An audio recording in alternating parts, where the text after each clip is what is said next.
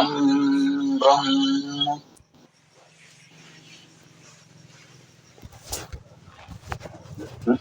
ओम काल सूक्त अथर्ववेद कांड 19 श्लोक 53 मंत्र 8।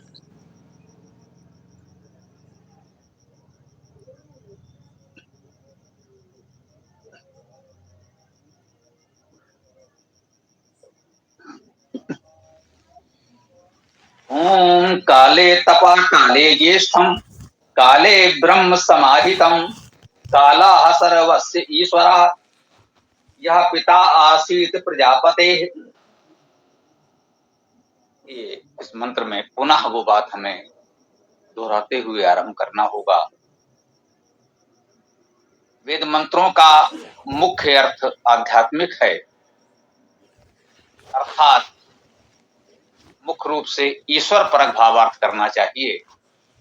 इस काल सूक्त में भी हम देख रहे हैं, यद्यपि आदि दैविक आदि भौतिक अर्थ की ओर भी भावार्थ संभव है, काल चक्र समय चक्र की ओर भी संकेत हमको मिले हैं, उपयोगी सूत्र मिले हैं, परंतु फिर भी अधिकांश मंत्रों को हम देख रहे हैं कि परमेश्वर परक भावार्थ ही अधिक उपयुक्त प्रतीत होगा।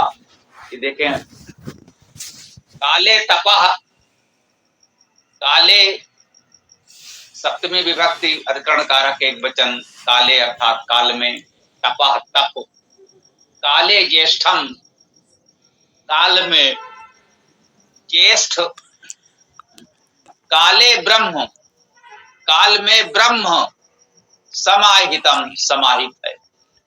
कह रहे हैं काल में तप समाहित है, काल में ज्येष्ठ समाहित है, काल में ब्रह्म समाहित है। यहां देखिए, जो भी तप होगा वो काल में होगा, ठीक है। तप का क्या अर्थ है? तप धातु तपना, तप करना के अर्थ में जो भी तप तपश्चर्या ताप है वो होगा तो काल में ही।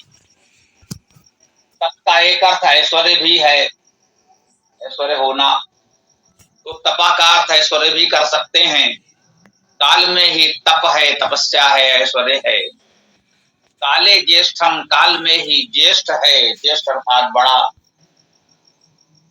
ज्या धातु है वृद्ध होना, वर्धित होना, बड़ा होना, उससे ज्येष्ठ बना है, सबसे बड़ा।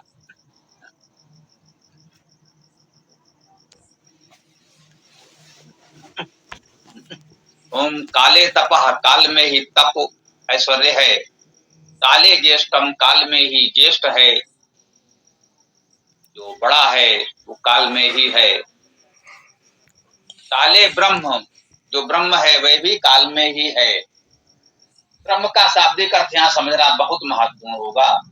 ब्रह धातु का अर्थ है उठाना, बढ़ना, वृद्धि होना, और ब्रह धातु का अर्थ है वही बढ़ना, वृद्धि होना, यही अर्थ। उठाना, बढ़ना, वृद्धि होना ही ब्रह धातु का अर्थ है। तो ब्रह्म का अर्थ यही हुआ, उत्थान, वृद्धि। तो ये उत्थान वृद्धि जो बड़ा है उसी को तो ब्रह्म कहते हैं, वह भी काल में ही है। अब जहां देखिएगा, सामान्यतः इस समय या कुछ विशेष लोग ब्रह्म शब्द को उस परमेश्वर का पर्याय प्रतीक मान लेते हैं। ब्रह्म भी परमेश्वर का एक नाम है, इसमें कोई संदेह नहीं। अग्नि, इंद्र, विष्णु, सूर्य आदि अनेक नाम परमेश्वर में है। परमेश्वर के अनेक नामों में ब्रह्म भी है, इसमें कोई संदेह नहीं। परंतु ब्रह्म को सीधे सीधे केवल परमेश्वर कह देना ठीक नहीं है, शाब्दिक अर्थ हमें जानना पड़ेगा। अन्यथा आप कहेंगे काले ब्रह्म काल में ब्रह्म है, परमेश्वर ब्रह्म में है, तो क्या परमेश्वर से बड़ा उससे ऊपर काल हो जाएगा? नहीं। यहाँ शाब्दिक अर्थ लेना होगा, वह एकमात्र जो अनादि अनंत चेतन सत्ता है, हम उसे ईश्वर, परमेश्वर आदि कुछ भी कहें, वह सदा एक रस है, सर्वव्यापक है, सर्वकालिक है। जब सृष्टि का सृजन आरंभ करता है तो काल उत्पन्न होता है। काले ब्रह्म का इतना अर्थ तो कर सकते हैं कि वो सर्वकाल में है, परंतु यहाँ जो कहा जा रहा है काल को महत्व देते हुए कि सब कुछ काल में है, ये काल भी परमेश्वर परक अर्थ करेंगे, काल भी परमेश्वर ही है। परमेश्वर को इस सूक्त में काल शब्द से संबोधित किया जा रहा है। परमेश्वर का गुणवाची नाम काल भी कहा जा रहा है। उस काल रूप ब्रह्म में ही तप है, उस काल रूप ब्रह्म में ही ज्येष्ठ है, उस काल रूप परमेश्वर में ही ये ब्रह्म भी है, समाहित है। ठीक, ऐसा कह सकते हैं आध्यात्मिक अर्थ में काल रूप ब्रह्म में तप है, काल रूप ईश्वर में, काल रूप परमेश्वर में तप है, समाहित है। उस काल रूप परमेश्वर में ज्येष्ठ भी समाहित है, उस काल रूप परमेश्वर में ब्रह्म भी समाहित है। काला हा सर्वस्व ईश्वरा, काला काल हा ही सर्वस्व सबका ईश्वरा, ईश्वर है। काला हा सर्वस्व ईश्वरा, काल ही सबका ईश्वर है। स्पष्ट कर दिया गया कि हाँ, ये काल उसी ईश्वर के लिए ही तो कहा जा रहा है। काला हा सर्वस्व ईश्वरा, वह काल सबका ईश्वर है। यह पिता आसीत प्रजापति, यह जो पिता आसीत, पिता था, प्रजापति, प्रजापति का, जो प्रजापति का पिता था। प्रजापति, प्रजा का अधिपति प्रजापति है, और जो उस प्रजापति का पिता था वह भी काल ही था। वह काल जो सबका ईश्वर है वही प्रजापति का भी पिता हो सकता है। तो जहाँ काल शब्द से ईश्वर को ही मुख्यतः संबोधित किया जा रहा है, भले ही आदि दैविक आदि भौतिक अर्थ में हम काल चक्र समय चक्र को भी इससे समझ लें। काल में तप, काल में ज्येष्ठ, काल में ही वृद्धिशील वृद्धिकारक ब्रह्म समाहित समन्तात हितकारी है। काल ही सबका शासन करने वाला है, अर्थात ईश्वर है। वह काल ही प्रजापति था, अर्थात प्रजा के अधिपति का पिता, पालक, रक्षक, प्रगतिशील था और है। तो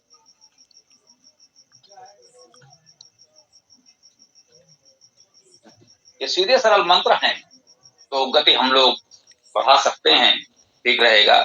अगला मंत्र भी ले लेते हैं। तो ओम काल सूक्त अथर्ववेद कांड 19 सूक्त 53 मंत्र 9।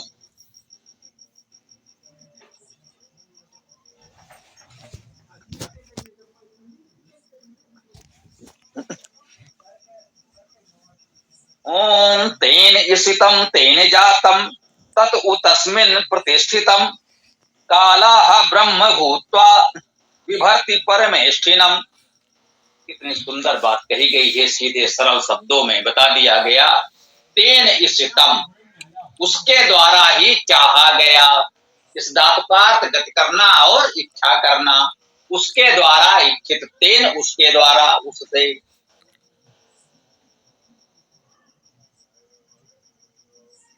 उसके द्वारा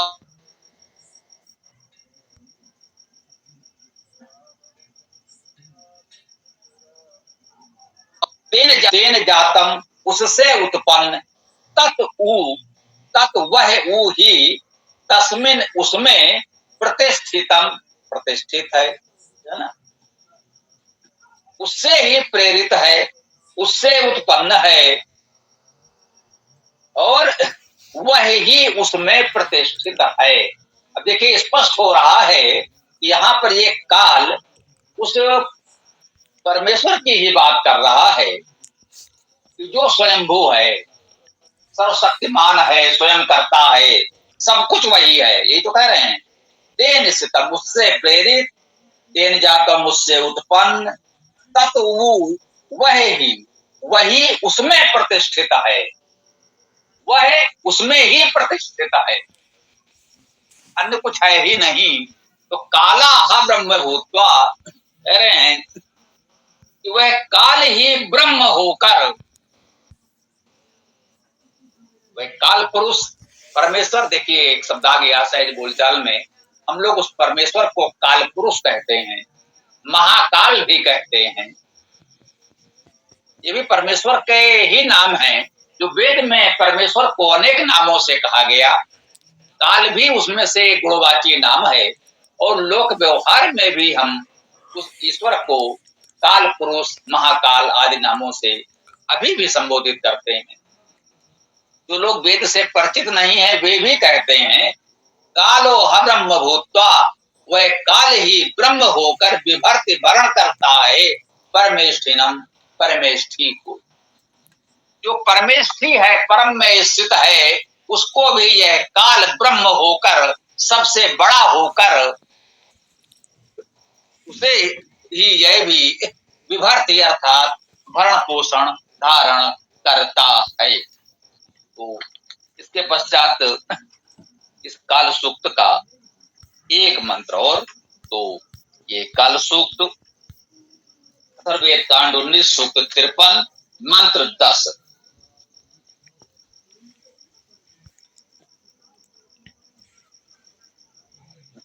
ओम काला प्रजा असृजत, काला अग्रे प्रजापतिम, स्वयंभू कश्यपः कालात्, तपः कालात् अजायत। इस मंत्र को पढ़ते हुए हमें ध्यान आया, इसे पुरुष सूक्त में हम लोगों ने पढ़ा, वहां परमेश्वर को पुरुष शब्द से संबोधित किया गया, अर्थात पुरुष सूक्त में परमेश्वर का गुणवाची एक नाम पुरुष कहा गया। पुरुष शब्द का अर्थ था अग्रणी। यहाँ इस सूक्त में उस परमेश्वर को काल शब्द से कहा जा रहा है। काल भी परमेश्वर का गुणवाची नाम है। लगभग वही बातें कही जा रही हैं कि काला प्रजा असृजत, काल ने प्रजा को असृजत सृजन किया, उत्पन्न किया। काला प्रजा असृजत, काल ने प्रजा उत्पन्न की, काला अग्रे प्रजापति, और काल आगे प्रजापति को भी उत्पन्न करता है। सबसे पहले प्रजापति को वह काल अर्थात परमेश्वर ही उत्पन्न करता है। स्वयंभू कश्यपा काला, तपा काला अजायत, कहते हैं स्वयंभू कश्यप। देखिए यहाँ पर वेद में आया है स्वयंभू कश्यप। जो स्वयंभू है अर्थात स्वयं होने वाला है, उसे कोई उत्पन्न नहीं करता, वह कश्यप। अब लोक व्यवहार में कश्यप नाम के बहुत से लोग हो जाते हैं, कश्यप नाम के ऋषि हुए, और भी बहुत कुछ मिल सकता है। एक लंबे कालखंड में कश्यप नाम किस किस का कहां कहां कैसे रखा गया। तो वेद पढ़ते समय हमें लौकिक बातों से मुक्त होना होता है, अपने मन विचार को उससे मुक्त रखना होता है। अब यहाँ कस्पा शब्द कहकर कोई किसी कश्यप नाम के व्यक्ति को ले आए तो ये वेद के अनुकूल तो नहीं होगा। कह रहे हैं, स्पष्ट कह रहे हैं यहाँ पर कि यहाँ कश्यप क्या है, स्वयंभू कश्यपा, स्वयं होने वाला कश्यप। यहाँ कश्यप उसे कहा जा रहा है जो स्वयं होने वाला, जो स्वयं कश्यप हो जाता है। अब स्वयं कश्यप क्या है, इस कश्यप शब्द को भी समझ लीजिए तो और बात स्पष्ट हो जाएगी। कश धातु है, कश धातु का क्या अर्थ होता है, इसी कश धातु से काश बनता है। कश से काश बन गया, जैसे रम धातु से राम बन गया, कम धातु से काम बन गया, वैसे ही कश धातु से काश बन गया। इसमें प्रा उपसर्ग लगा तो प्रकाश बन गया। तो कश धातु का अर्थ है प्रकाश होना। कस्य का क्या अर्थ हुआ, प्रकाश योग्य, जैसे गम्य जाने योग्य, कार्य करने योग्य, पाठ पढ़ने योग्य, पढ़ाने योग्य। वैसे कस्य का क्या अर्थ हुआ, प्रकाश योग्य। और कस्य पा, ये पा पालन करना, जो प्रकाश योग्य को पालन करने वाला है वो हुआ कश्यप। जो प्रकाश योग्य है, जिसे प्रकाश मिलना चाहिए, जो प्रकाश करने वाले हैं, जो समाज को प्रकाश देने योग्य हैं, जो ऐसे उत्तम लोग हैं जिन्हें प्रकाश मिलना चाहिए। अब स्वाभाविक है ये प्रकाश भौतिक प्रकाश भी आप मान सकते हैं। जैसे कहा आध्यात्मिक अर्थ तो प्रधान है, आधे भौतिक आधे दैविक अर्थ भी किए जाते हैं। भौतिक प्रकाश भी मान सकते हैं, भौतिक प्रकाश भी जीवन में आवश्यक है, वह प्रकाश भी होना चाहिए। परंतु यहाँ पर कहीं ना कहीं हम आध्यात्मिक प्रकाश की बात करते हैं, विद्या के प्रकाश की बात करते हैं, सद्गुणों के प्रकाश की बात करते हैं, दिव्य गुणों के प्रकाश की बात करते हैं। तो कहते हैं जो ऐसे प्रकाश को पालन करने योग्य का पालन करने वाला है वह कश्यप है। वह स्वयंभू कश्यप। ये कश्यप कौन है? परमेश्वर को ही कहा जा रहा है कश्यप भी। स्वयंभू कश्यपा, वह स्वयं उत्पन्न होने वाला परमेश्वर जो प्रकाश योग का पालन करने वाला है। कालात काल से तप, वही काल से तपा, काल से ये तप, कालात अजायत काल से उत्पन्न हुआ है। कहते हैं कि वह स्वयंभू कश्यप जो सबका प्रकाश योग का पालन करने वाले लोग हैं, ऐसे स्वयंभू, इसका एक अर्थ आप स्वयं प्रेरित भी ले सकते हैं।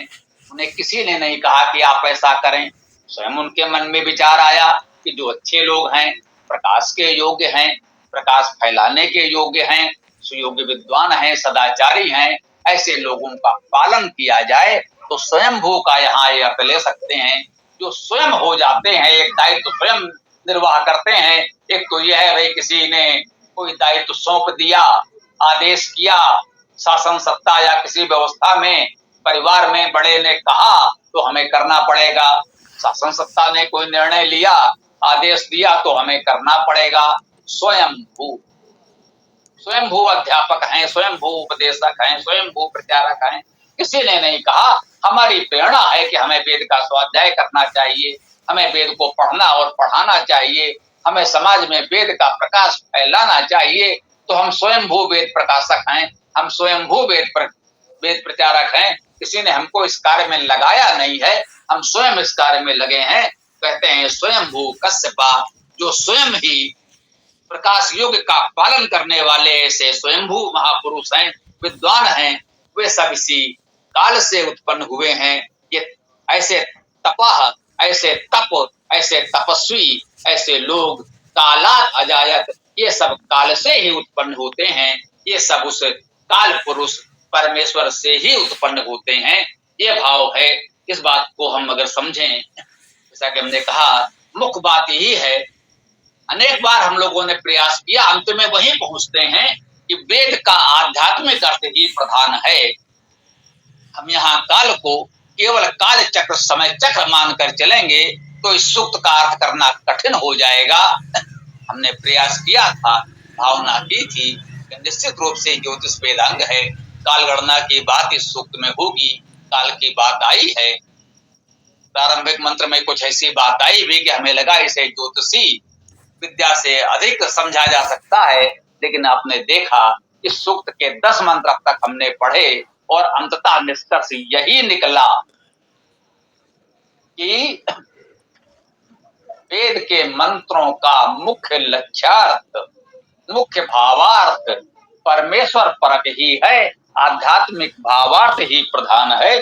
परमेश्वर परक अर्थ जब हम काल का कर रहे हैं तभी हम उत्तम अर्थ उसका प्राप्त कर पा रहे हैं। तो आज इस प्रकार से इस काल सूक्त के 10 मंत्र पूर्ण होते हैं।